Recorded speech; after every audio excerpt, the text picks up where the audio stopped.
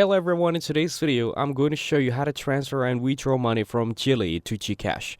First, open the Jili app on your phone. Then enter your username and password to access your account. Now tap Wallet or Cashier in the app. Here, check your available balance to confirm the amount you can withdraw. Next, choose the Withdraw or Transfer to e-wallet option. In some versions, you may see GCash directly as a withdrawal method. After that, input your GCash mobile number linked to your account. Then enter the amount you want to withdraw. Now, double-check your GCash number and withdrawal amount. Then, tap Submit or Confirm. You may receive an OTP or verification code for security, so enter it if prompted. Finally, wait for the withdrawal to process. Withdrawals may take a few minutes to a few hours depending on the system. Check your cash balance to confirm the funds. At the end, keep a screenshot or note of the transaction ID for reference. Contact Jili support if there is a delay or issue with the withdrawal. That's it. Thanks for watching. Don't forget to like and subscribe for more videos.